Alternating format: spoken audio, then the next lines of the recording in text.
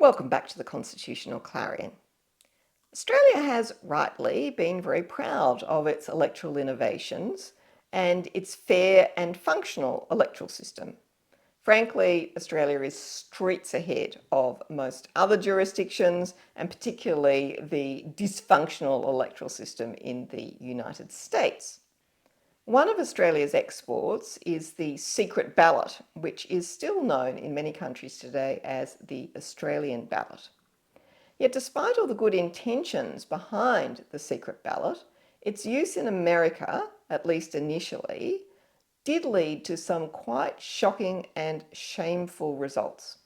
And it shows that proposals that can be developed with good intentions can be misused to achieve other political ends. I'll come back to that shortly. But first, a little bit about the history of the ballot.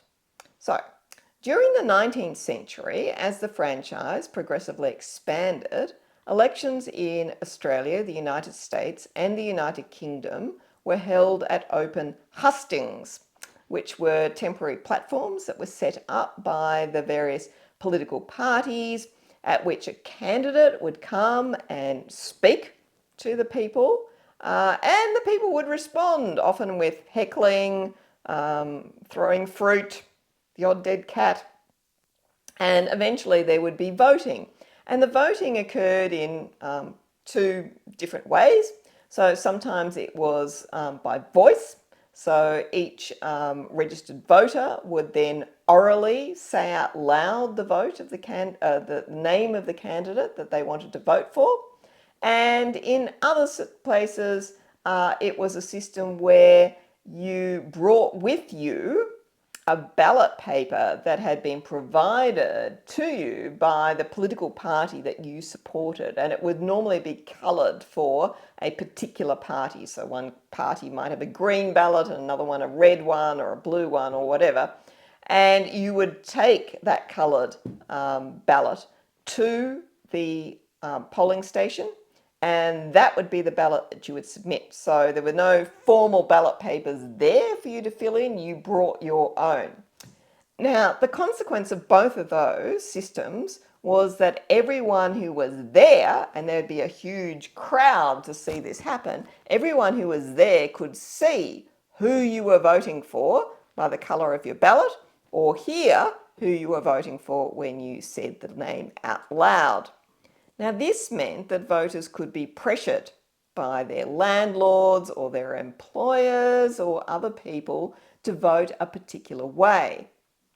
And they could see and check that you had. In addition, voters themselves could sell their vote to people. So it encouraged a system where corruption was rife, where elections could be bought and were bought. According to a history of the United States, it's a very good book called These Truths, you could buy a vote in San Francisco at the time for $2.50, and the going rate was $20 for a vote in Connecticut, where they were more expensive. The other common factor at elections in all of these countries was an excess of alcohol. Now, in Australia, the hustings were often set up outside a pub, and candidates would then come and provide free alcohol to those who agreed to vote for them. Now, one of the consequences of being outside a pub and particularly providing free alcohol is, well, you guessed it, the crowds became drunk and rowdy and sometimes intimidating and aggressive, and even worse, sometimes violent. So there was significant violence that was attached to elections, and sometimes people even died. So in my other video on the first election in Australia in New South Wales in 1843, I mentioned that 2 people died in that election. In the United States, 89 Americans died in election day violence in the mid-19th century.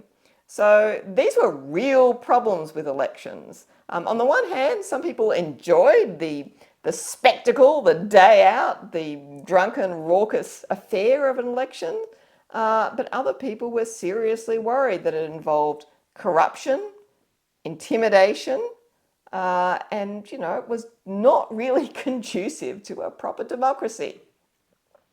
So, in Australia, the change to a secret ballot occurred in the 1850s, with all of the Australian colonies moving to that system in the 1850s, except for Western Australia, which was a little bit behind, and picked it up in 1877. Now, there were two key innovations in Australia in relation to the secret ballot. The first one was that instead of bringing your own ballot with you provided by a political party, it was the government that set out a formal ballot paper itself, and it provided it to you when you went into the polling station. And then you would privately mark that ballot paper away from all the crowds in a compartment in that polling station. Now that meant that because the ballot papers all looked the same, no one was able to tell how you voted. The second thing attached to that was instead of voting out in the open on the hustings, the government arranged for a space indoors away from the crowds which had the polling compartments where you could privately mark your ballot. So the combination of those two things meant that people could no longer tell how you had voted. Now, one consequence of that as well was the diminution of alcohol's involvement, because as one politician pointed out, if you can't see that the person who you've given the alcohol to actually voted the way that you asked them to vote, then there was no point in effectively bribing them with the alcohol. So a lot of the bribery went away, although of course there are other ways to influence people. The alcohol went out of the system and the violence did as well.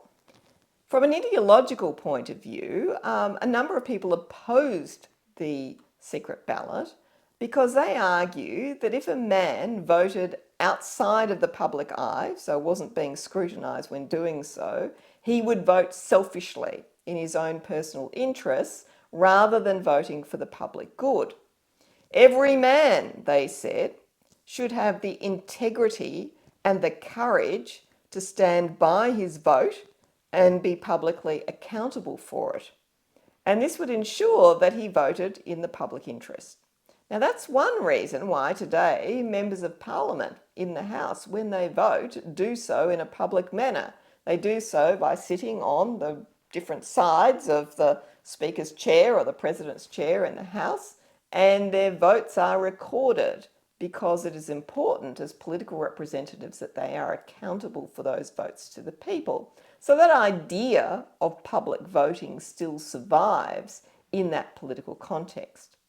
But when it came to actual elections for those representatives, it was argued, on the other hand, that there are real disparities of power amongst voters.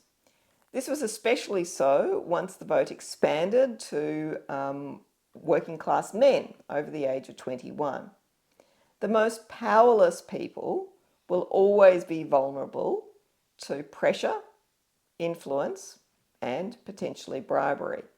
So secrecy was intended to protect those voters and allow them to vote according to their conscience in private polling places rather than outside publicly before a crowd.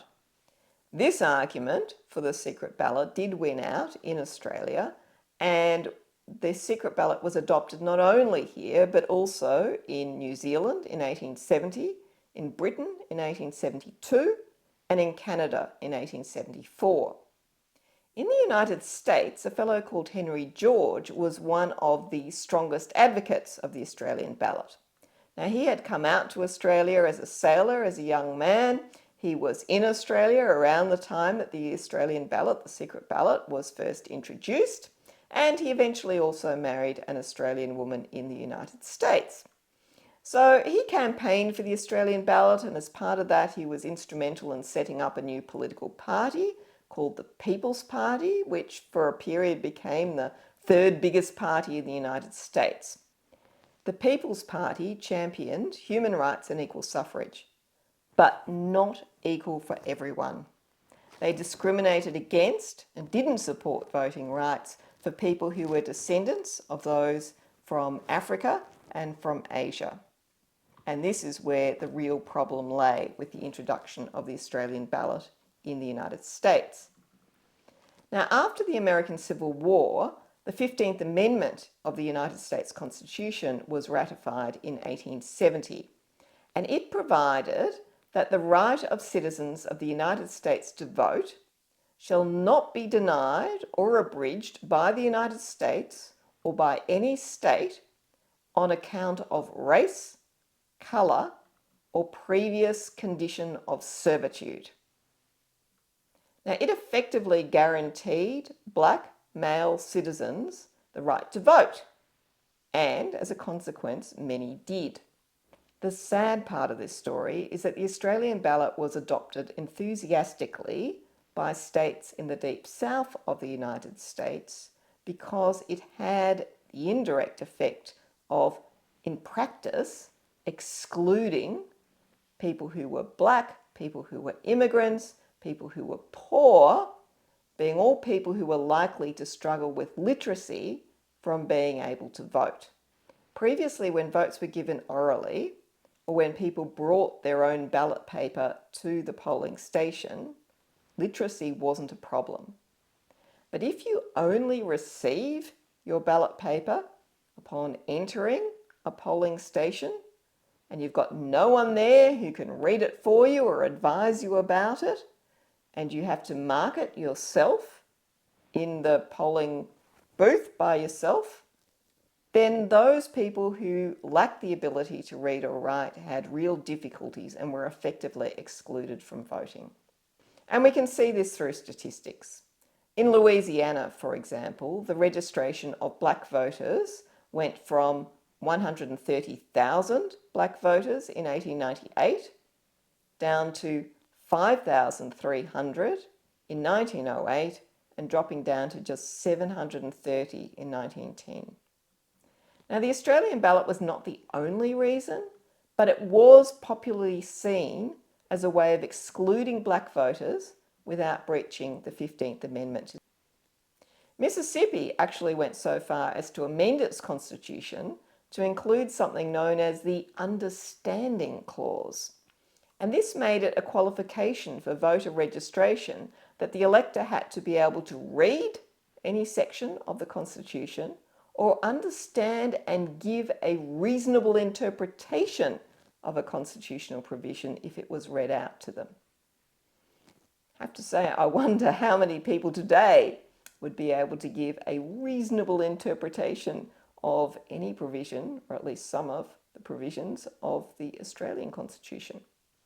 Well, the one thing I do know is that the viewers of the Constitutional Clarion would be able to pass such a test with flying colours. Thank you for watching this video about the Australian ballot and its rather unfortunate consequences in the United States.